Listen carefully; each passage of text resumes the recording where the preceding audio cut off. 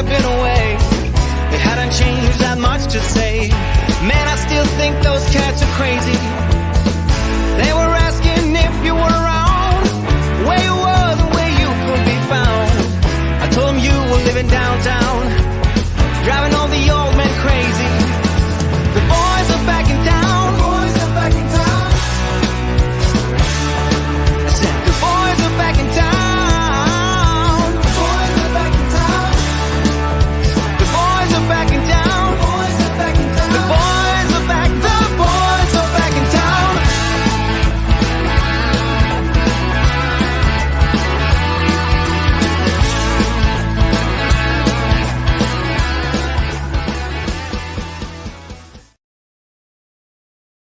The boys are back in town. Hello, Ray.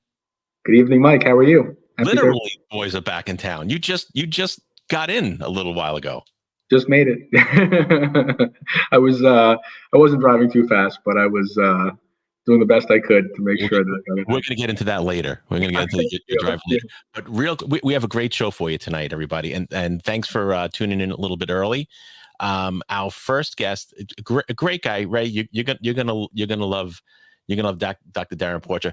Where do I start with him? He's a criminal justice professor, retired NYPD lieutenant, Army officer, commentator for Fox, CNN, MSNBC, CourtTV. I'm sure I left a bunch out. But without further ado, let's bring him in, Ray. Hello, Dr. Darrin Porcher. We're here. We're in the building. Mike, Ray, what's going on, guys? I'm so glad to be on. Where's Jen? Jen's here. Jen's backstage. We're gonna bring her in 2 seconds. But Darrin, okay. I just have to say, first of all, Happy New Year and welcome back from your world tour.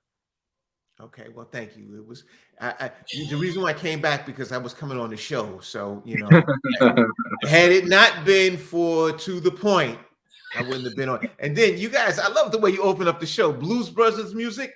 I mean, what better than that? The boys are back in town. Boys are back in town. Thin Lizzy, little Thin Lizzy for you. Yeah, that's what I'm talking about. All right, so got my guitar, but okay, go ahead. You pop into that. It was good. It's good. Some good music. Yeah. So real quick, Darrin, I know everybody's probably knocking down your door with this whole crime, everything in New York City. So I just wanted to get your take on just one quick question. I want to bring Jen in, and we'll go into the mental health thing. But Eric Adams, our new mayor, he called it a perception of fear in New York City. Right. Is it a perception of fear, or should people be afraid to go into the city today? Well, Eric Adams has since walked back those comments, right, and now focusing on we do have crime that's reaching epic proportions in the subway system. So as a result, we need to have the necessary deployment of police officers in uniform to present the component of omnipresence. When I say the component of omnipresence, that's merely the officer standing on a platform, because in many ways that acts as a deterrent. But the thing that really needs to be done, and I'm not taking a shot at Eric Adams. It was the de Blasio administration's 8-year epic collapse in connection with public safety, because Bill de Blasio put public safety on the back and then liberalism on the front. And we saw that it was a catastrophic failure in the wake of keeping New Yorkers safe. So what you really want to focus on is interdicting the low-level offenses first, because I want to say 99.5% of all of the offenders in the subway system have entered illegally. And so if you can stop them before they get onto the system, then you tremendously reduce the level of crime that's being committed within the subway system. So As we stand today, we listen to what Eric Adams said. He's only been in, tomorrow will be 3 weeks. Tomorrow will be the 21st. He'll be in 3 weeks. And I can't expect him to overcome 8 years of disaster under the de Blasio administration. I don't want it to be a glacial process. I want it to happen yesterday, but we have to be realists. There are people that are still being newly minted within the Eric Adams administration. So hopefully he gets on the right trajectory to keep us safe. Right. Okay. So real quick too, and I know, Ray, I'm talking a lot, but I wrote a lot of notes down. I wanted to get it in since we have a limited amount of time.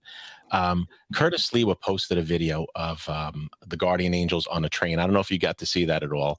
No. The Guardian Angels were attending a service for Michelle Go. I guess she's the woman that was pushed in front of the train. Just pushed on the subway, right? Right. So they I guess held the guy in the subway car until the police got there. They cuffed him and they patted him down ever so lightly. It's just like, you know, I pet my cat lighter than that, you know. So, and it brings up the question where I think people were saying the pat down was so light. They didn't really check for the knife that he pulled on people. He exposed himself to people, but then they let him go. And it seemed like the cops are afraid to do their jobs because they're being handcuffed by, you know, it just seems like they're afraid because there's always a camera on them. And what is that like, a policeman trying to do their job with someone holding a camera on them? Does that stop them from doing their job? Well, there are two schools of thought with that. There's one side of it that you can say, hey, look, you're always under the microscope because you're wearing a body camera. But the other side of it is now I get to show you what I'm actually doing. And in many cases, I'll be vindicated from these frivolous allegations that are made against police officers. So I think it actually works for officers as opposed to against them. In addition to that, when you go to court, you can introduce whatever video footage that you have in connection with the offense that was committed by that person in question. But going back to your first question about the officers, do they feel as if their hands are tied? Under the great Bill de Blasio's administration, they removed something that police officers had, what we refer to as qualified immunity. Qualified immunity is merely affording police a blanket of legal representation if they're sued based on acting within their official capacity. Give an example. Cop goes to lock somebody up, and in the midst of arresting the person, a struggle ensues. That person is taken into custody. They later sue the officer for wrongful arrest and excessive force. The qualified immunity affords that officer the legal protections in a courtroom when they're sued. Bill de Blasio, I say the great Bill de Blasio, removed the qualified immunity for the officers. So you have to understand the officers are going to be very apprehensive in taking proactive action against people, knowing that they can be sued and they don't have the blanket of qualified immunity. That being said, I'm hopeful that Eric Adams, being a prior law enforcement practitioner, meaning he was a former NYPD captain, he would understand the necessity of having qualified immunity and how germane that is for officers to go out and do their job in a proactive approach as opposed to reactive in connection with what you saw in the video. Right. You have anything for Darrin, or do you want to bring Jen on? Doc, I wanted to ask you a question. Well, I'll share my opinion, but there's a question at the end here. Hey Ray, before we get started, I love your hair. I just can't get it there, man. You know, it's the black magic that keeps it low here, man. If I could get my hair like Ray's, and Mike would kill to have hair like mine. So you're in the ascending order. You're at the apex, Ray, in terms of hair. I'm right in the middle, and Mike is at the bottom. And we're all striving. We're all striving to get to where you are, man. Thank you very much. Doc, listen, thank you for your service. I have to say, I know Mike and I both want to thank you for your service to our country. Well, I mean, see, I got my Army shirt on here. Nice. My question is this: it's a statement, but a question also. As much as we're trying to get the city back on track, and our leaders, Eric Adams, the city council, so forth, I also feel like those of us who love the city, all of us do, have to do our part. And as much as there is an issue in the city regarding crime, I feel as though if you are able to do something in the city, if you're able to go to an event and you're an able-bodied person and you can get around and so forth, you know, I don't want to use the word obligation, but I feel like we almost have an obligation to kind of stick behind the city rather than flee it, and to kind of do our part and be smart about being safe, you know, and not take unnecessary chances. But I feel like we have to stand in defense of our city by spending our money and visiting and so forth. What are your thoughts on that, Doc? If you don't stand for something, you'll fall for anything. New York City is a tremendous conglomerate, and it's a melting pot. It's always been seen as a melting pot. We have nationalities from all over that come and rest in New York City. Therefore, we need to preserve and protect it the best way we can. That doesn't mean that when you see someone getting robbed outside, you rush up to the person with a knife. The best way that I would suggest or recommend for anyone, if they are looking to attempt to interdict a crime that's being committed, is call 911. You know, we look at a lot of these crimes, whereas people, the first thing they do is they do this. They break out their cell phone and they start recording. That's not what you do.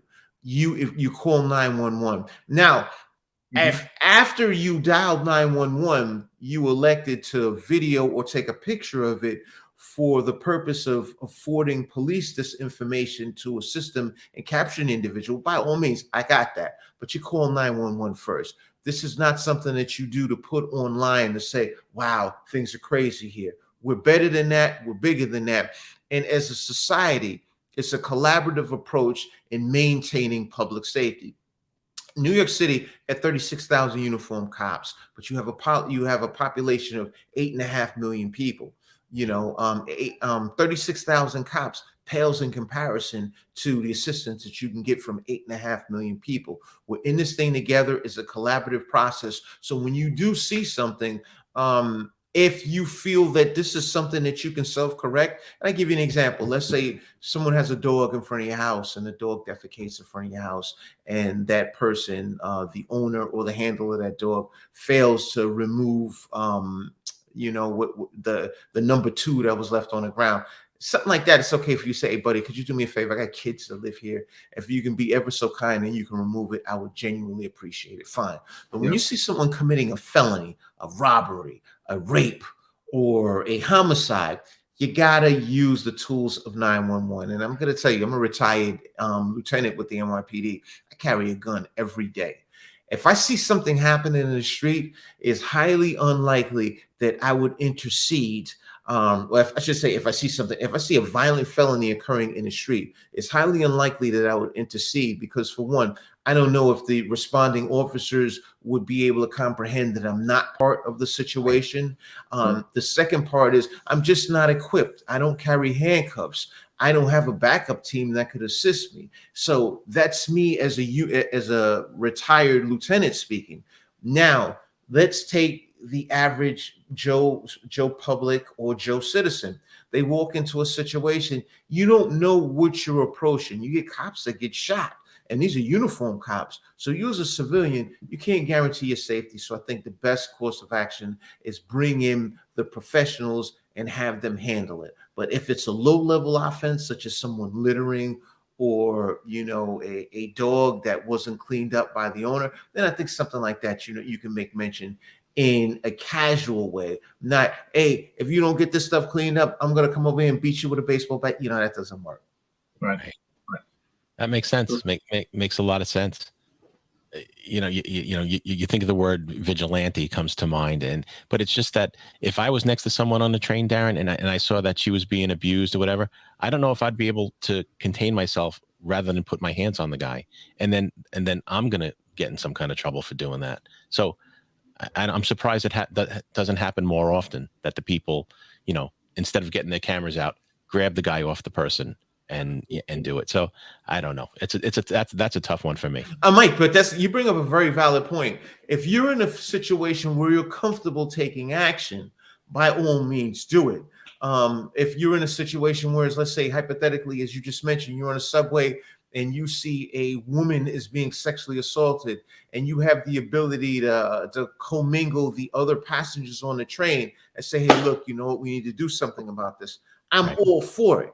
But it's all relative to the situation that you're in. It's not a one-size-fits-all solution. You have to make the assessment as to what works best for you, as well as the person that's being accosted in that particular situation. Yeah. See, here's a comment we just got from Susan. The DA must go. We want him out. And that is resonating like you wouldn't believe. That's my girl, Susan Miller. Yes, Susan Miller. I love her. Yes. We have to get her on, Ray, as an investigative reporter. She's everywhere. I think that she cloned herself, and she's everywhere where the action is. She's there with But not to cut you off, Mike, I just want to give an extension to what Susan Miller just mentioned. We have to get the DA out. Susan Miller I love you too, Susan. She's specifically making mention to the Manhattan District Attorney, Alvin Bragg. I mean, not saying that the other district attorneys in the other counties of the city of New York are balls of fire, but specifically Alvin Bragg has come in and vehemently stated that he refused to prosecute the low-level offenses. If someone is carrying a firearm and they don't use it, he's going to devalue the charges. And you've had I think over a dozen DAs have basically ran for the door in the wake of his unwillingness to uphold the rule of law. Right. For example, I think he said armed robbery with use of a gun, but not using the gun, 364 days maximum sentence. Wow. So that's, he's not upholding the rule of law. And the rule of law is specific to if a felony is committed, a person will be charged in excess of 364 days. It should be 365 plus. Right. Exactly. Exactly. Let's bring in Jen real quick because I know she had some. Let's go on to the mental health part of it. Hello, Jen. Welcome to the show. Hello. Hi, Jen. Hi, Darrin. Thank you for joining us tonight. I was wondering what your thoughts are about the mental health component about the crime rate in New York. The recent statistics that I read from city health officials is that 1 in 25 New Yorkers live with a serious mental illness, such as schizophrenia. What are your thoughts about mental illness and how it plays into the crime rate? Well, when we think about mental illness, it's a slippery slope because if you speak to any guy, he'll tell you that his significant other suffers from mental illness. So we just have a lot of people that haven't been clinically diagnosed. Me being one of them. If you ask my kids will probably tell you, oh, my dad is the craziest person on the face of this earth. He just hasn't been diagnosed and he's running around unmedicated. So we have a lot of people that are doing that. But on a serious note, Jen, when you make mention to the medical people suffering from medical illness, the average person that suffers from medical illness is more apt to become the victim of a crime than the perpetrator of a crime. What we hear about oftentimes is the perpetrators of crimes that are suffering from mental illness, but we have far more people that are mentally ill that are actually the victims of crimes. Now, that being said, how do we address that? There's a multitude of avenues that police can take, and it shouldn't always be the platform of incarceration. I'm wholeheartedly in agreement with a collaborative approach, meaning pairing off police officers and social workers or mental health workers to make that assessment or deal with people in the street. But one of the problems is police are always the agency of default. So when you look at 2 a.m. on a Tuesday, you're not going to have the mental health practitioner that's going to be out there with police. I just think that we need to revolutionize how we erect law enforcement, and those additional pieces should be in play. I would love the fact if we had mental health workers that were assigned to police precincts or police commands, and whenever things happened, whenever you received certain calls for service, that mental health worker would automatically be dispatched with the officer. But then a lot of times you look at a municipality is managing the challenges of a financial budget. So now we're looking at, are we going to hire these people? And in many instances, they may not even be used, because if you look at a quantitative assessment, how many times does a police officer deal with a violent, mentally ill person? Right. There's not a lot of it, but what you hear about are the situations that go wrong. But it really needs to be a collaborative approach, and I think that's what will get it done. But the key is not just having them from 8 a.m. in the morning till 8 p.m. at night. Right. You need them 24 hours. And are we willing to commit to resources to staff mental health workers with police officers 24 hours a day? And then another thing, oftentimes police officers engage summary incidents. When I say summary incident, meaning you can have a uniformed cop that's driving around, and as he turns the corner, he sees a mentally ill person that's in possession of a bat, and he's swinging it against another person. You may say, damn, where the hell is the mental health worker? Because the goal would be, we can't have a mental health practitioner riding with every single police officer that's working. I think the agenda would be, when an incident happens, that's when we would deploy the mental health practitioner. But just the common officer on the street is not going to be aligned. I don't foresee a situation where we align that officer with the mental health practitioner. So that is a challenge that needs to be, that should be worked out, because we've been doing the same thing for years on end, and it's just so unfortunate. We have many occurrences where police are opposed with situations where they employ deadly physical force or physical force against a mentally ill person. And, you know, the after action review always states, hey, look, we wish we had the mental health practitioners. So it's something that remains to be seen. But that's my answer. I know I gave you something that was extremely abstract, but hopefully I was able to pinpoint. And if you do have anything more so specific that you want to ask, please feel free to hit me with it. Yeah, the other thing I was thinking was the police are on the front line and are on the front line of recognizing signs of mental illness. Should they take those that they identify as possibly being mentally ill to the hospitals more proactively? I'm in wholehearted agreement with that. But the problem that we have with that is, if a person is not presenting a danger to themselves or the public, you can't just take that person into custody and commit them to a mental institution, a mental illness institution, or a psych ward, something to that effect. So where the challenge exists is, what is the barometer that would allow police to actually have that interaction to bring that person to a mental health facility?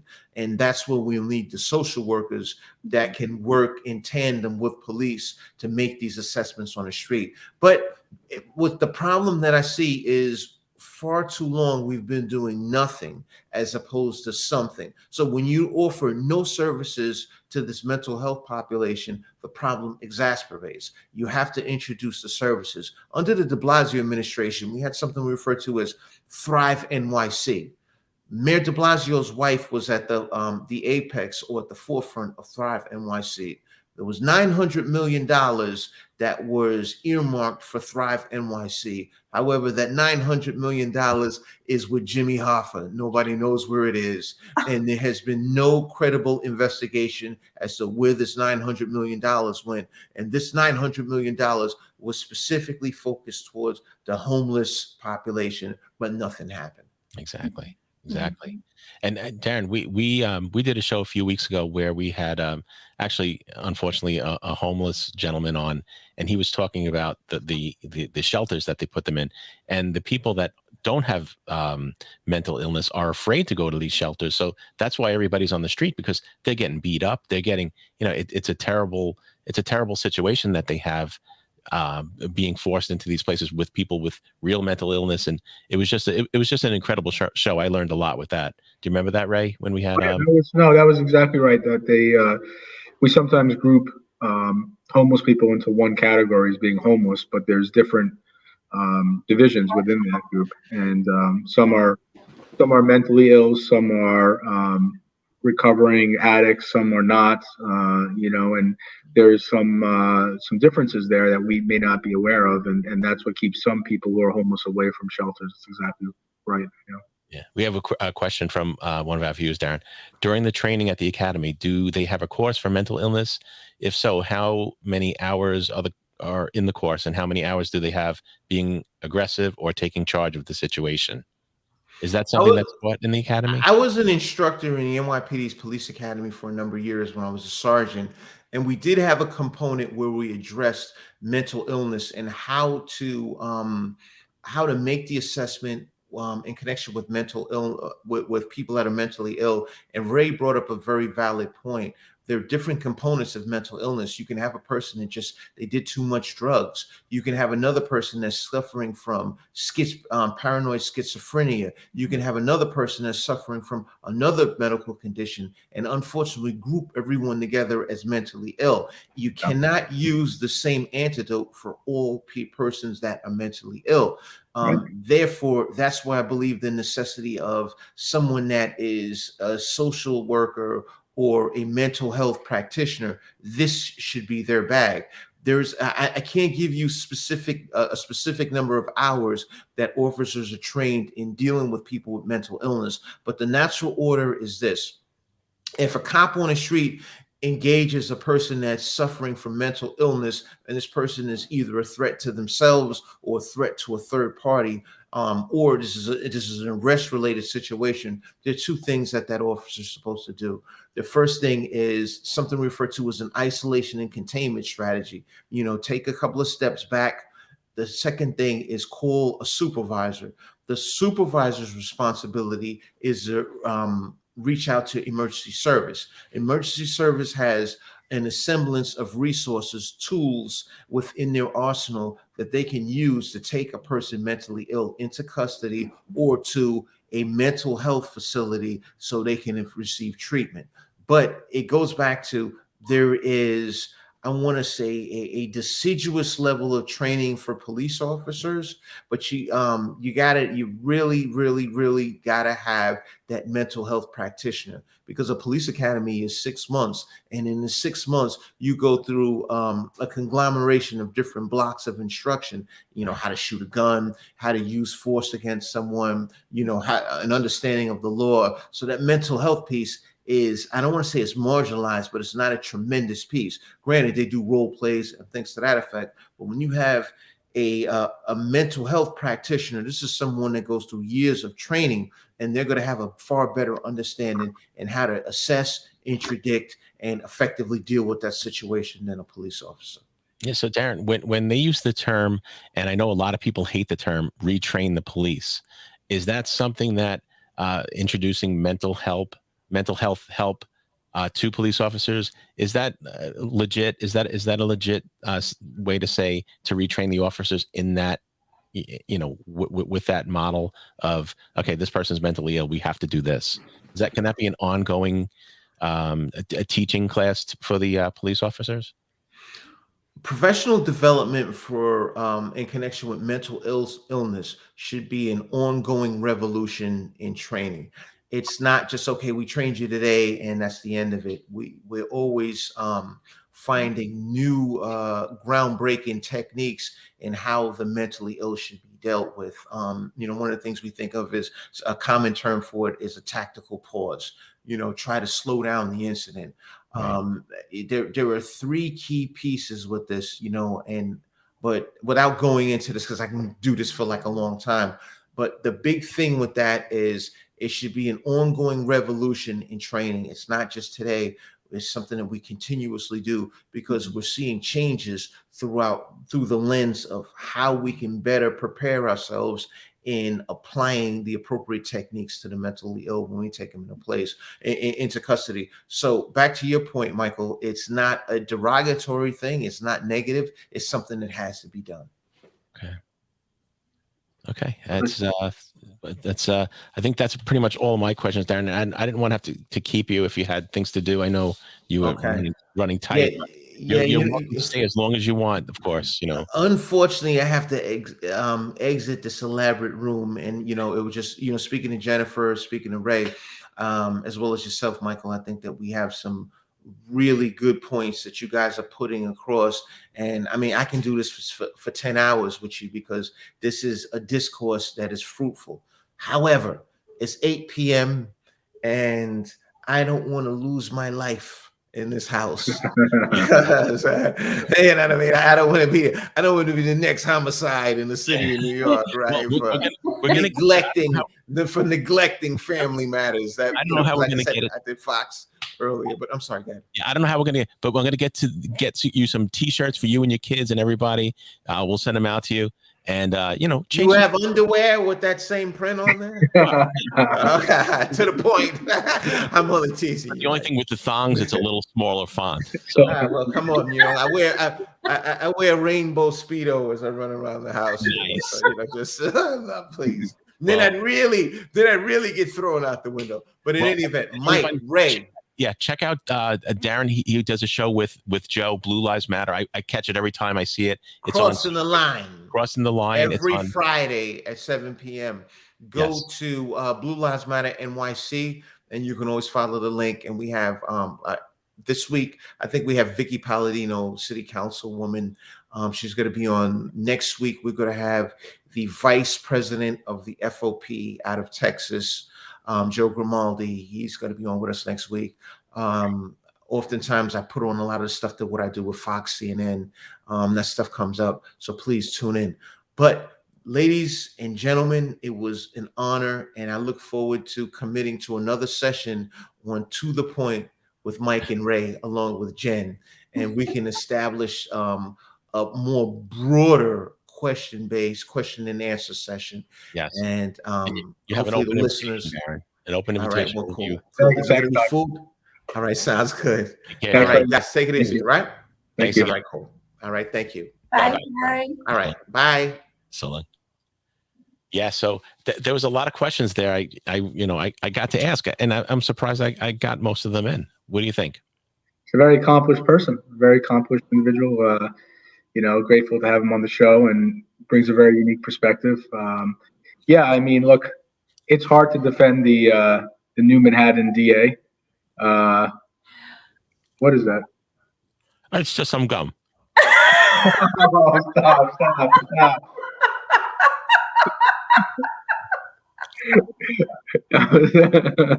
You got me. Get charged. I left it somewhere. Hold on. Ray was like, I'm not far from my pack of Winterfresh. Always nice. Wow, what do you buy the pallet? Yeah, I get them. I'm on the subscribe and save on Amazon. I buy about 5 dozen of them a week. So, no, but I'm sorry. Guilty as charged. It's 6 feet of gum. I don't know if I'm going to be able to finish the whole thing tonight, but by the way, I still owe you that $15 for our bet. That's all right. We'll keep it on. I'll send it to you in gum. I'll buy you $15 worth of gum. No, listen, Darrin is a great. He brings a great perspective. It's hard to defend the Manhattan DA for the comments he's made and the decisions he's made in the short time he's been in office. I think he's doing a disservice to the city. I think he's doing a disservice to Democrats, because so many of us are, pro-police, pro-safety Democrats. And as we know, if there's a Democrat out there doing something stupid like this, God knows we all get tagged with it. So it's not fun to watch, and we'll see what happens in the next few weeks and months with the new mayor and the new, who obviously doesn't agree with this. So we've got the new mayor, the new DA. I think the mayor's kind of backed off some of his criticism. So I'll see of the DA. So I don't know where he's going to fall on this, Eric Adams, but and yeah. Susan just wrote, we have over 10,000 signatures and growing to recall him. I don't think he can be recalled in New York City, but I think only the governor can act to remove him. I'm pretty sure that's what I read. So challenging time, but what I was saying earlier though, Mike, I just want to make sure that all of us who love the city, that we don't get into this mindset where we can't go into Manhattan, we can't go into the city because of crime. If we're smart about things, I think we have an obligation almost to go to Manhattan and, spend our money and live life and help the city. It's too easy to find an excuse to run away. I think we have to stand our ground, and as things are getting better, as we hope things are getting better, and as we work to get things better, we also spend our money in Manhattan. Yep, and the boroughs. One other thing I wanted to bring up with Darrin, but I didn't really so that it fit in. But about 13 months ago, because I looked up the last show that we did, we had Ed Mullins on, the president of the SBA in New York City. Yep. And I asked him, I said, is it safe for me and my family to take the train into the city, see a show, sightsee and eat? And he said, no, it's not. Now, this is the president of the Sergeants Benevolent Association saying it's really not safe. But if this is something, Jen, that I wanted to bring something up that you said, it was the possibility versus probability. Right. So in theory, it is, I guess it was safe, but for him to say it's not safe, it kind of scared me a little bit, to be honest with you. And coming from someone like that, I was like, oh crap, that's not good. Listen, it is possibility versus probability. Is it possible that you could be the victim of a crime? Absolutely. We take that risk every day, more so when we go into the city. But the probability of it happening, well, there's a question mark on that. And so we have to, it's a personal choice about whether we want to take that risk or not. And I think that some people are suffering from the fear of missing out. We're missing out on a lot, from not going into the city. And I think, Darrin really touched, on a lot of information. But I think that the mental health component needs to be addressed more aggressively, because I think that it perpetuates people's fears of not going into the city. When we see people who are homeless and are mentally ill on the streets of New York City not being attended to, it just perpetuates our fears. But as Darrin said as well, it's probably more likely that somebody with a mental illness will be the victim of a crime rather than be one that perpetrates a crime.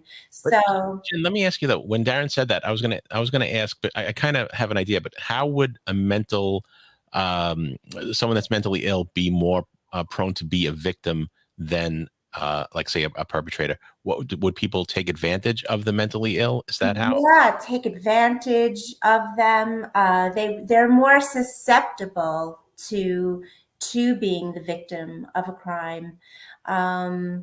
I mean, I don't have examples off the top of my head how that could be, but they are a vulnerable population. And so I would say that they would be more susceptible to being the victim of a crime. I'll tell you that story. We were talking, Jen, Mike, and I were talking a few days ago about that terrible story about the woman who was pushed onto the tracks, and clearly that person looks like he's disturbed. But I probably should say something nicer, but I have no charity in my heart for that individual at all, whether he's mentally ill or not. This piece of shit. Yeah. So, I don't want to look at this guy, Mike. This guy. Yeah. I mean, for what this guy did, if you'd asked me a week or 2 weeks ago, I would have said that we should afford him every possibility of getting care, because of obviously his mental illness. Now I don't give a shit. Honestly, I don't care. I mean, this guy should be locked up, thrown away. The key should be thrown away. He should be, if there was capital punishment, I couldn't imagine a better circumstance for it, honestly. To just randomly kill this woman, and take her from the prime of her life and her family. I mean, you've given her family a life sentence. She's gone, but you've given her family a life sentence. And that's the thing, right? And I'm not cherry picking stories. This is another story that happened last week. Her name was Crystal Bayron. I don't think I'm pronouncing it right. She was 19 years old, just working in Burger King. And this guy, it took them, I don't know, a few days to catch him, but he wound up working there and he stole $100 from them. Now she lost her life. Her family's a mess. And it's just awful. That's both of them. I guess he worked there a month earlier and he just came and he shot her. Awful. There's going to be a certain amount of crime that's committed in a big city. And we know that, it just seems like some of these stories stay with us a lot longer. Any victim of crime, the families of any victim of crime, the stories stay forever. But for us, the general public who don't know these people, some stories stick more than others. And that story about the woman being pushed, because, we could all imagine ourselves being in that situation. We're standing on a platform. I've stood on that platform 100 times in my life, 42nd Street, maybe more, and, you can just imagine looking the other way and not paying attention for a moment and having, some, I don't want to use the wrong words, but some idiot, let me use that word, some idiot push her onto the tracks and kill her. It's a horrific death.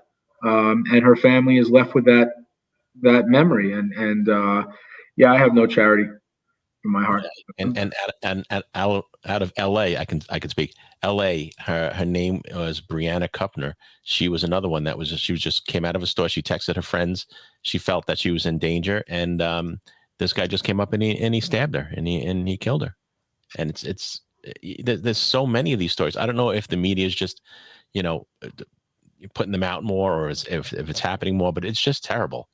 And it just seems like, it just seems like it's out of control. And the whole mental illness thing, I mean, I get mental illness and I'm not downplaying it or anything, but it just seems like mental illness is such an easy excuse to use nowadays. And I don't know. Listen, to be continued on this topic, everybody, and what we're trying to do on this topic and everything else that we try to do this podcast is present a fair perspective,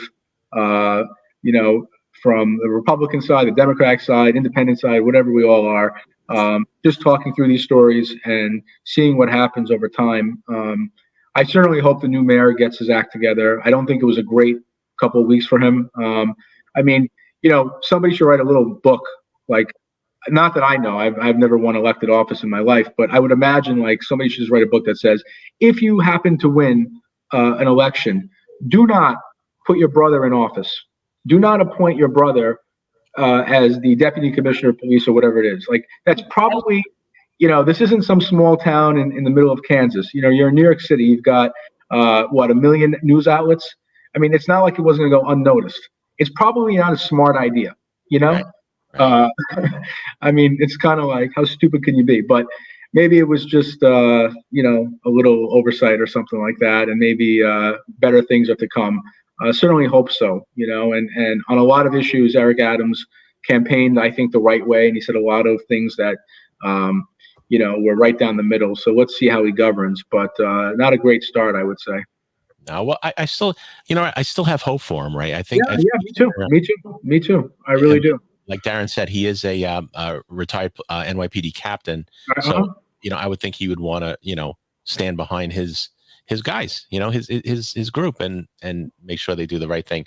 Susan wrote that his brother would have gotten $252 a year, right? So look, it's here in Nassau County, we always decry nepotism and so forth, and that's all that was. I mean, he pulled him from some job in Virginia to come back, and it's just stupid, So, but like I said, I don't think whatever side you're on, Republican, Democrat, Independent, far right, far left, you don't want people getting thrown in front of trains. So I think everybody could agree on something has to be done, and it's terrible. But Ray, real quick, I just want to let you know, Ashley is waiting in the wings. Oh, yes. So whenever we want to shift gears, just let me know. We'll bring her in. I think we've depressed ourselves enough with the crime situation in New York City. Let's bring in Ashley. Sure. And just a note after this, I do want to talk to Ray about a certain TV show that he mentioned. We'll bring it up because it kind of pertains to everything. So TV show. Okay. What's that? A TV show that I mentioned. Okay, let's see. Yeah, you mentioned. You know what? I think I need more gum. Let's bring Ashley in. I'm going to get some more gum. Can't get enough of this gum. So Ashley, welcome to the show, Ashley. Hi. Hi, Ashley. Hi, Jennifer. It's nice to meet you. Yes, finally. So tell us about these updates that you wanted to make us aware of with your organization. Sure. Well, I know that Ray, I know he'll be back any second, but he just became a member of my group, and I know we're both writing a letter. I don't know if you want to talk about that, but welcome to speak, Ray. Oh, thank you very much, Ashley. Yeah. No, I'm happy to work with you, Ashley, and join forces. You've been doing such a great job with the organization, and yeah, it's about advocacy for the differently abled, and we are trying to reach out to several different politicians, some in particular, but to just see if they can get on board and maybe join meetings and speak to the group, and hopefully that begins an ongoing dialogue that will yield some positive results. So we're going to reach out. Ashley and I had a meeting a couple of days ago where we wrote a letter to Senator Schumer. And we're I going to think reach it out. was the best letter that I've ever written. And I'm really happy to co-write with you and see what happens if Senator Schumer does agree to come to speak, if he doesn't bore us. Yeah. Well, I think we'll be able to get into his hands or to the right people in his office, their hands. So I'm pretty confident that that he will be responding, and hopefully for in the affirmative that he'll join us. So. Yeah, and thank you, Susan. This is a great show, you guys. So we appreciate Thank it. you. Ashley, we have a lot of new viewers in our audience. Maybe you could give us a description of what SPEAK does. Mm-hmm. Sure. Well, SPEAK stands for Special Advocacy Coalition. So I help the differently able that want to speak up for themselves. It's my passion, my vision. I started the group 4 years ago. And it's been somewhat a success. A lot of political leaders come by and share their thoughts and help us when they need to. Mm-hmm. What kinds of things do you want to assist your group members to be able to advocate for? I am trying as a leader, just like everybody else, to stand up for our rights and what we all have done as a leader. But for the vision of the group, I just want to see everyone advocating for themselves. I want to see them speaking up, having fun, doing what they care about for their passion. Mm-hmm. Mm-hmm. Wow, that's a really great mission. And is there a specific age group that you work with? It's right out of high school. Anyone that is in like an organization can always come to the group. So that's something else. People with that are differently abled, when they leave sort of the cocoon of high school, they need a lot of support, right? Wouldn't you say, to move on to the next phase of their life? So it sort of sounds like that's where you come in to offer that support. Of course, I offer them support all the time, even when it's not needed. Like some people, actually my friend Sarah, who's one of my coworkers, she and I are working on a big project that we both started, and I'm really happy about it. But getting back to SPEAK, it's my baby, and I started it, and I'm willing to make it grow and have more people. Yeah. Wow, that's Ashley, I have to say, I'm a little bit upset because I thought you were going to be, wearing the wearing the T-shirt. I heard so many great things about it, but I guess I'm gonna have to wait for the next meeting, I guess. Like, you're gonna have to. I'm sorry. I was just like running all over the place. I didn't have time to change into it. But you know what? I would have loved to. Next time. Next month I will. I promise. Sounds good. Sounds good. Ashley, you're waiting also on a response. We're waiting on a response from the new county executive, Blakeman. I know you wrote a letter to him as well, right? Yes, I wrote a letter to him. Unfortunately, he hasn't gotten back to me yet, but I'm impatiently waiting for his return. Well, we were talking about, to be fair to him, although I'm generally critical of him, but to be fair to him, it's, as a newly in office and new administration and so forth. So I'm hopeful that, he'll get back to us soon. He's only 20 days in, so maybe he's a little tied up right now, but let's see what happens in the next couple of weeks.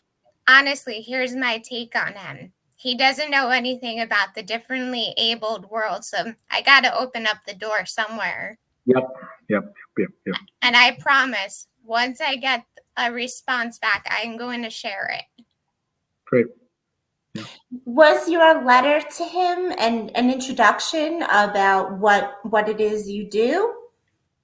It was a congratulatory letter. Mhm. And what I would like to see that the former Nassau County executive has done that maybe he should not take away. What would be an example of that? There is a disability task force that Laura Curran had started before she left. So I'm hoping that Nassau County Executive Blakeman doesn't take away. Oh, wow. And I take it you spearheaded the task force? No, but I hope that he doesn't have, I hope that he doesn't take it away for our sake. Okay. Why would he take it away? Is that something, would that be something, Ray, you might know, that they would look to say, let's cut a budget and let's put it this way. Every political person, I'm not calling out any names this time, they might take things away according to the budget. Okay, right. Money, pretty much. Yeah. Of course, the cost.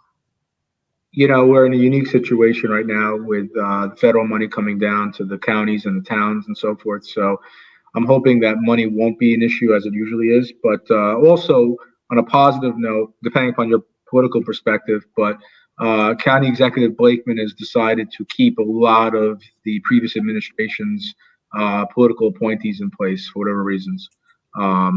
And, you know, again, depending upon your perspective, you would think, or I would hope that that would mean that some of the same people are running these departments and there'd be some continuity. High profile example would be the police commissioner. He's kept the same police commissioner as Laura Curran had. So we have a new county executive, we've got a new administration, but we've got a lot of holdovers. So to Ashley's point, maybe that means that they will continue to keep the task force in place, hopefully. Right. Jennifer, I also want to point out to you that I have helped Mike in a big way, and I owe him a big thank you as well. How so? Was that me? Yes, you. Oh, what did I do? What? Well, I helped you come up with the Facebook group. Yes. See, and I'm still trying to figure out the difference between a group and a page. I'm really bad at that. I read one thing, I'm like, okay, this is really good. Wait, this is really good. So I think Ashley said make a group, right? I'm not sure exactly. Right. So then we made a group, and now we have a group too. We have groups, we have t-shirts, we have pages, Ray, we have gum. We have I now think we just need ratings. Now we need some ratings. I think you should promote that group now. This way more people will tune in and try to put a like on it. Yes. So the group name is Long Island Show. Ray worked behind the scenes. He got I guess a website, Ray. Is that the right? No, we have a domain, so it should be up and running by tomorrow. Because I set it up already, so it just propagates. If you go to Long Island Show tomorrow, folks, you can get directed directly into our Facebook group. So all you have to remember is longislandshow.com. That's it. Right. And also we have the To the Point with Mike and Ray page. So it's broadcast on both, but we're going to try to do different things for the show. I want to have like an entertainment segment of what's going on Long Island. Maybe we could have some people come in, talk about, things to do on Long Island, right? This is going to be like an entertainment about what's going on Long Island. It's not going to be like Jason Momoa's single now, right? It's about Long Island stories, right? Exactly. I don't even know who that is that you just said. Every female in the world knows who Jason Momoa is. I do want to point out a very important group update that we're currently working on, and that is going to be done partially soon. We wrote a letter to the governor about the housing subsidies in Long Island because, honestly, there's nothing that I can think of at the top of my head. So that's something we could look into too, to see if we could find anybody with knowledge on that, because a lot of people I know that watch the show, they're from all walks of life. And if anybody can participate, would love to have your input and, have you on the show and help us out and help us help you, and how that works. And maybe we could get some information out. Well, actually, Ray got to see that letter when he was at the meeting. Yeah. Perfect. Yeah. I mean, Ashley does a great job. The group does a great job, and as I said, I'm honored to be even involved. It's an honor. So I'm honored to have you there. Thank you very much, and we look forward to having you on a regular basis, Ashley. As you know, give us these updates. People need to know. We need to know, and it's always fun having you on as well. I appreciate it. Yes, don't be a stranger. Come back and let us, give us an update when you get the letter back, or if they write back, or if you need us to, make some phone calls, or Oh no, I'm good. I know how to handle it. turn the car over, No, I don't want you to drive all the way out here for that. As you can hear, my parents are in the background just laughing really hard. So, but do they want to make an appearance? Do they want to pop on real quick? No, Dad. No. We're very friendly. We don't bite. Why don't you stand up? Okay, here I come. Not too fast, but I'm coming. The life of the party. Just walked in the door. So and Mom's gonna come too. We're both gonna come up. We're proud of her. Come on, Paulette. Come on. Aww. Ray, you remember them, right? Yes, I do. It's nice to see them again. Hi. How are you? Hi. Hi. Nice to see you again. Hi. How are you, sir? Ashley is brilliant. We know that. I know. You can't believe the things that she gets accomplished, and we're impressed. And she does this all on her own without anybody probing her or helping her. She just keeps rolling on with things that excite us and make us feel that we're in a community that's pro people with disabilities. And that's something you don't Differently find. abled. Okay. See, I don't know everything. That's why I have my daughter.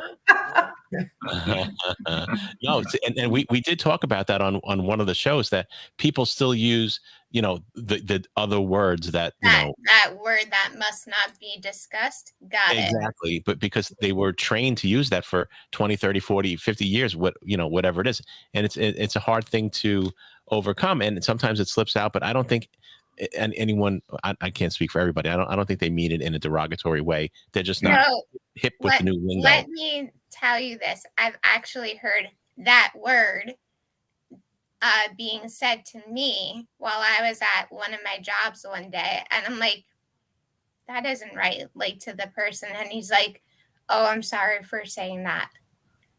Right. That's good. You brought attention. You brought awareness and taught somebody. That's great. You won't tolerate it. That's good. I won't tolerate it either. Right. And a lot of times it's just you educating them on, no, it's this, you don't say that, you say this, and it's nothing wrong. I don't see anything wrong with that. And it was a customer that had said it. Oh, okay. And my manager was right with me, and I'm like, I'm going to do something about it. So I handled it myself like a strong girl. Very good. Good for you. Good for you. You're an inspiration, Ashley. It was so nice to meet you tonight. Likewise. Nice seeing you, Ashley. Nice seeing you, folks. Thank you. Yeah, and come back next month, give us an update, and we'll stay in touch. Okay. Of course. Okay. And it's a pleasure meeting all of you guys. Have a great day and keep up the good work. Nice to meet you too. Have a great night. Take care. Bye-bye. Bye. Wow, she's so inspiring, Ray. I don't know if that's the word. Inspirational, inspiring. She works hard. She works hard. She does. Yeah. She works hard. Yeah, she works hard. She works hard. Tough stuff. Yeah, Lane says good job, and she's got a big fan club. She's absolutely. Yeah. Absolutely. Yep.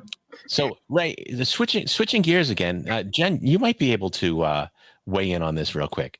So me and Ray Ray was talking about. I just butted in. I just said my piece. But there's a TV show called Squid Games. Oh yeah, okay.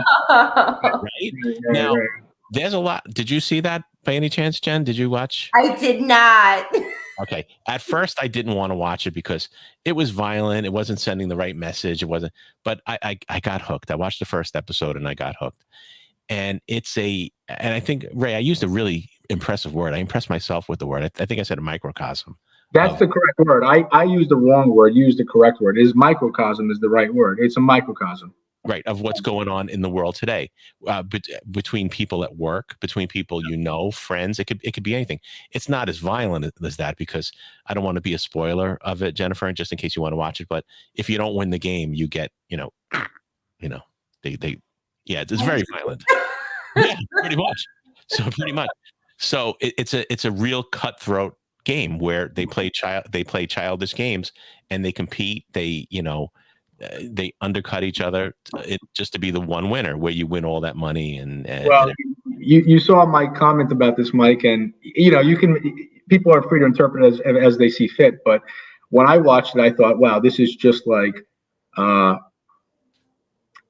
don't want to say corporate America, but this is like any number of jobs in America, whether you work for a company, an organization. I wasn't really going to talk about it, but since we're talking about it, it's exactly what happens in a lot of organizations, honestly.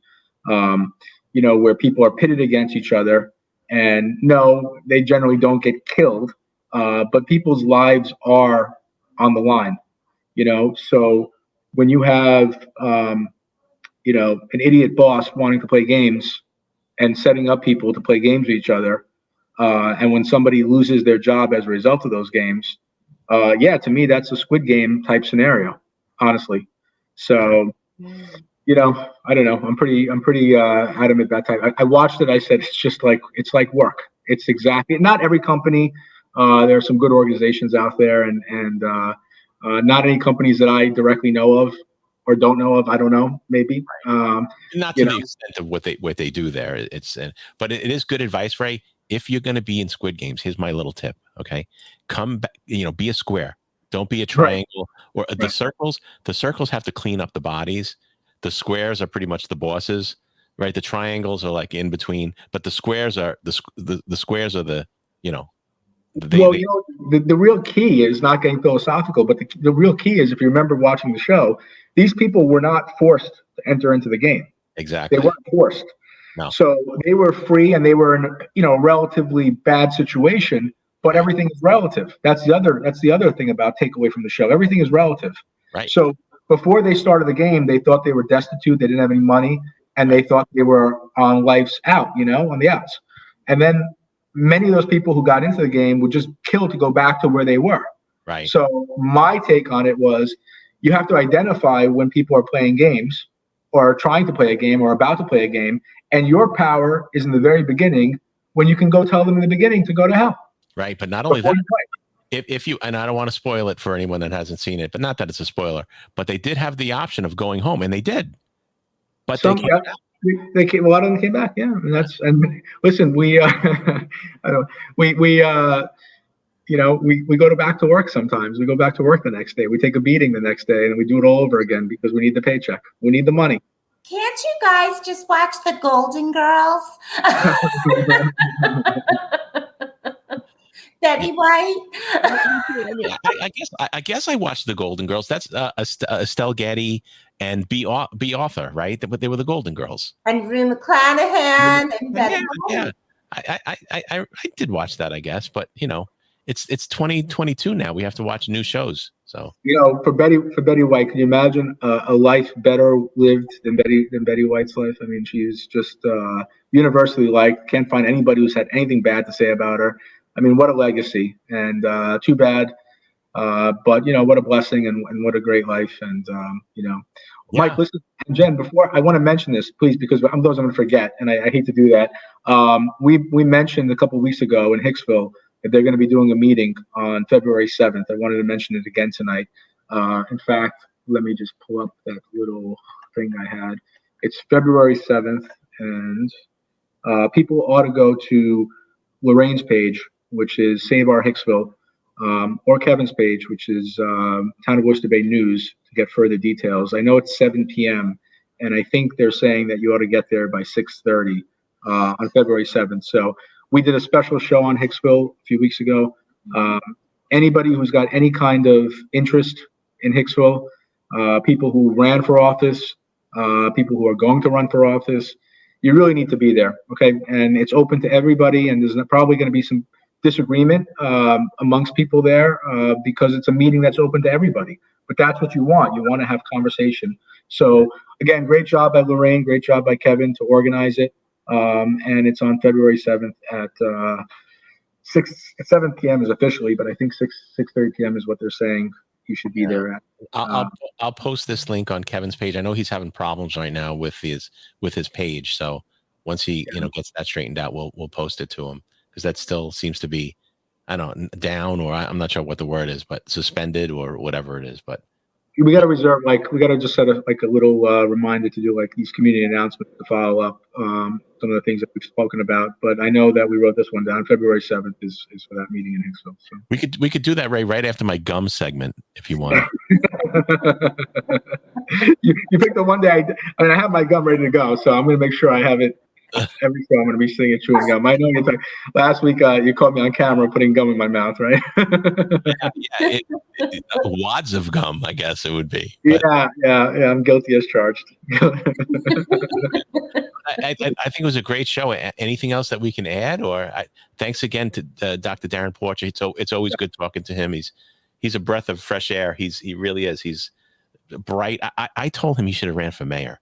He would have won. Hands down, he would have won. Does he live in the city, or does he live? Yeah, I think so. Yeah. Right. Yeah, it was a good show. Mike, did you want to touch real quick about the president's speech yesterday? Did you want to say something about it real quick? Right. You want to save that to next week?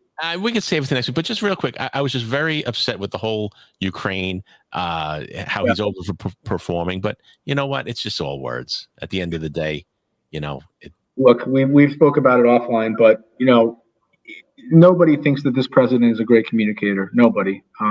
Nobody thinks that he is a great orator, a great communicator, whatever you want to use. But if you're going to judge him on the way that he bumbles words and so forth, you're not going to give him a good grade. And I do think that people can be critical of a lot of things that have happened in the last year. Inflation is definitely something that people are looking at, that I feel, that everyone feels. The president has to fix that. He's got to get on top of that. But the one thing I will say in his defense is that he asked a rhetorical question yesterday that I ask all the time, which is, what does the Republican Party stand for in 2022? We know that the Republicans don't like the president. We know they don't like the Democratic agenda, whatever that might be. But where are the Republican answers to our most pressing needs? Right. And I guess I can give you an answer to that, Ray. I just think it's different than what it is. It's just something other than what we have. It could be anything. The people, they're just not happy. And I'd really love to get your take. Maybe we could talk about it on here. When you were at a certain place and you were talking about people that supported, like, say, Donald Trump. No, I'll share that. I mean, I've had the occasion in the last week to be in two different sorry, I'm stuttering. I had occasion to be in two different areas of the country, same general area, but two different states, let's say. And my sense of it is that if the former president decides to run for office, he clearly is going to get the Republican nomination. There's no question about it. And I think that he becomes the hands-on favorite to win the election. That's my sense. And it's not something I'm hoping for by any means, but my sense is that people that you encountered, Ray, what was their message to you? Like, why the Republican issues are better than the Democrat issues? Is it just because they were unhappy with what they have now, or were they using good points? There's a concept in real estate that everyone refers to every once in a while called quiet enjoyment. And politicians don't seem to understand that, because politicians always want to talk about changing this and changing that. And I think there are a lot of people in the country who are just happy with the way things are or the way things were, depending on who you ask. And they don't want government to be involved a whole lot. They're skeptical of politicians. And so for that reason, I think those people default to the Republican Party. I think that the problem Democrats have is that when one Democrat does something stupid, like this guy in Manhattan, the DA, it reverberates throughout the country. Right. So you could be sitting at a coffee shop or maybe even a bar in York, Pennsylvania, and talking to people, and they'll let you know that there's some guy in Manhattan who's screwing things up. And you'll say, wait a minute, you're so far removed. How do you even care? Why do you care about this? But they're great about that. They're great about messaging. It's like transgender bathrooms.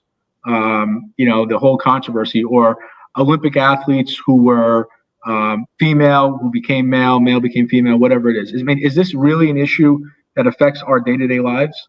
It affects no one's life, really. I mean, but they do a great job, meaning the Republicans do a great job on messaging, and in my opinion, distracting from the issues that really affect Americans. I mean, healthcare, we'll probably do a show on this, Mike. We should probably do a show. Healthcare, what happens when you get older? What happens when you age? If you make it in your life to be 80 years old, you're going to have health conditions, okay? And yes, you eventually are going to die. And as you are in that process, how are you handling your affairs? And again, I'll save it for another show, but you're going to be in a big problem. I can promise you that. You'll be really surprised, Ray. I actually agree with you on that issue. I really do. When you get older, this is the hands-on, and again, I don't want to go on to this, but right now, but the truth of the matter is that if you're fortunate enough to be 80 years old and you need help at home, you are going to be gaming the system, hands down. You're going to be the most proud person, the person who's worked his entire life and didn't accept a handout his entire life. Get him to be 80 years old and watch what happens. Yep. I challenge anybody to tell me otherwise. Because if they're able to do that, I'll take a notepad and write notes. I know what happens because I'm seeing it firsthand. You're going to game the system. And all of a sudden, Jen said the same thing. All of a sudden, those socialist Democrats, they're not so bad because now you need the help. Right. So right. Why don't we do something as a society to address those concerns now and stop being so stupid about them? It's all in the messaging, Ray. If it was a different message, like say the Republicans put out a different message, it would be a no-brainer.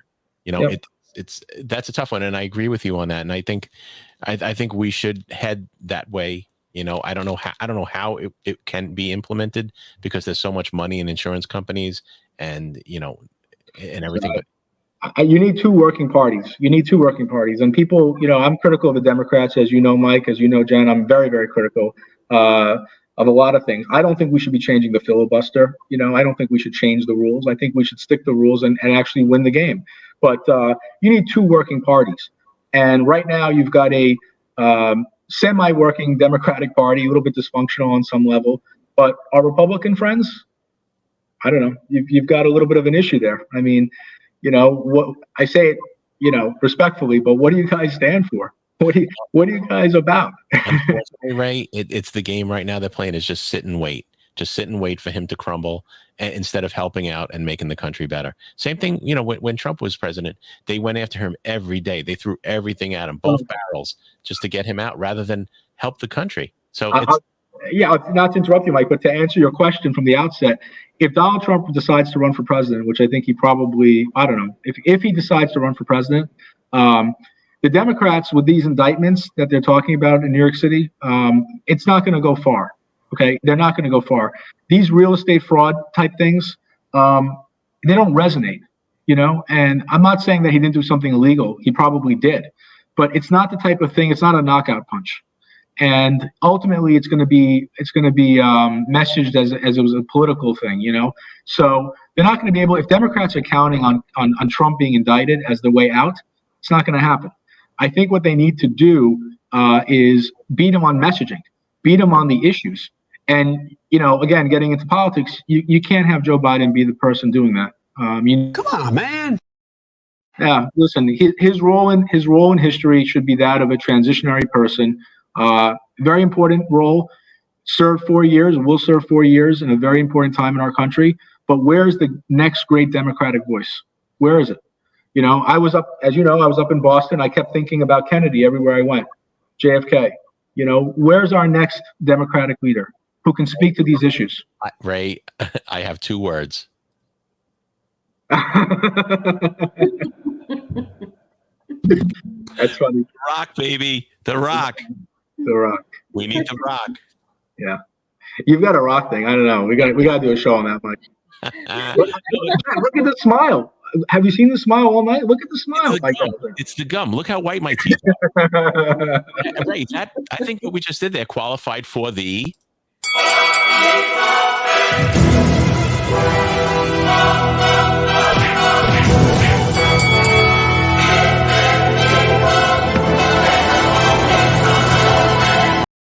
Ray, did you know that I enjoy poetry, long walks, and sunsets? I'm waiting for the tattoo on your arm to be changed. Like I've got the Kamala thing, right? So we got to change. We have to talk to your daughter about changing yours to The Rock. But yeah, I love my Kamala. You know, and by the way, in case anybody doesn't realize, I can't stand Kamala Harris. So this is obviously a spoof. But the Kamala 2024. I have my heart and pie. You know, I love pie. So. Listen, we actually got to write down some of these ideas of different shows because I would love to do a show with you guys about healthcare as you get older, the system, how it works and how it doesn't work, and the games that have to be played. Yes. That should be the title of the show. The games that you have to play as you get older to get healthcare. Yeah, absolutely. That's a great idea. Yep. So we'll work on that. Get some entertainment news. Like I said, we'll do a couple shows a week, and we'll fill it up. Hopefully, we get some momentum and people are interested.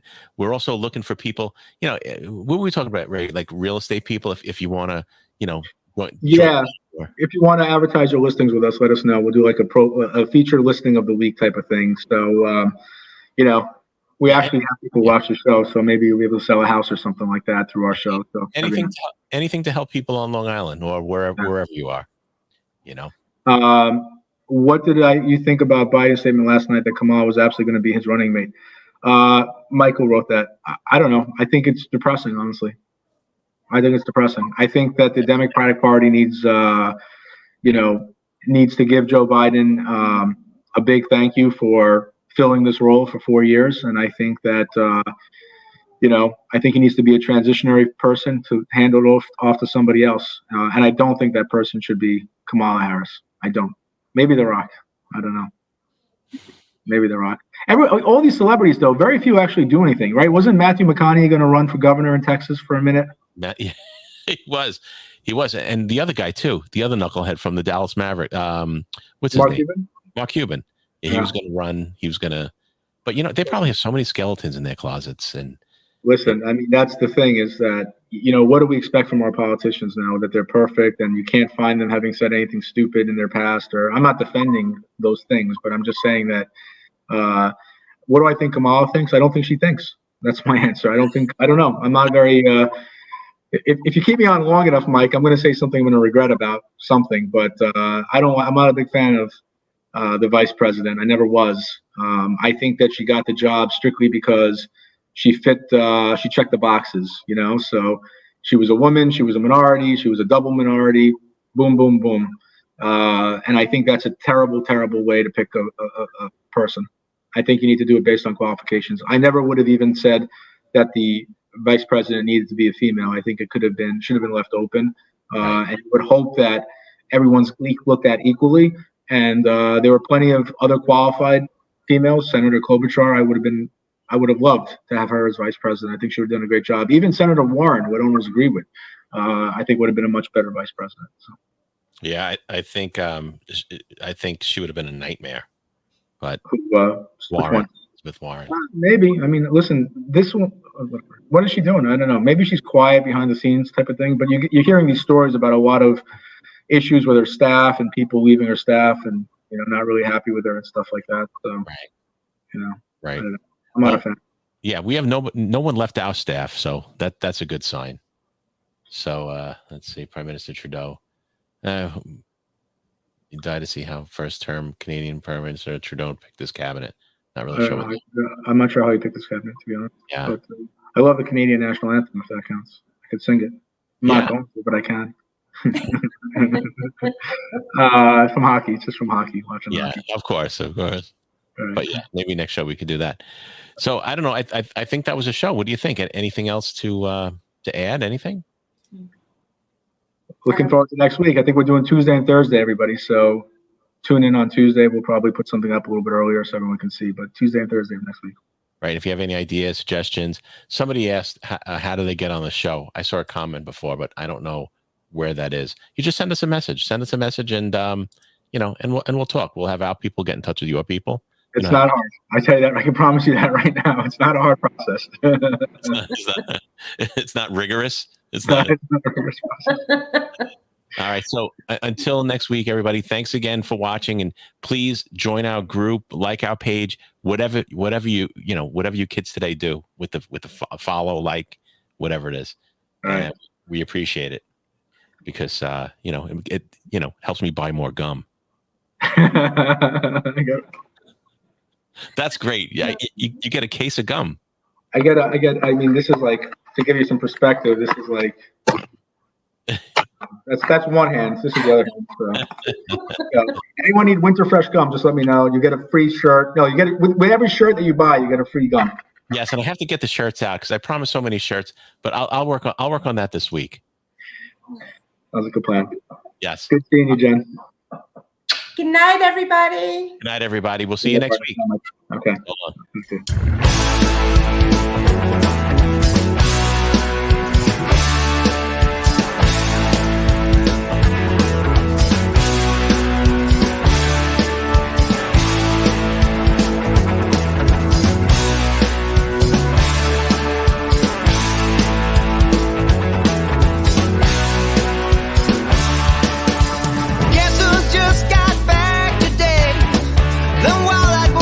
Been away, they hadn't changed that much to say. Man, I still think those cats are crazy.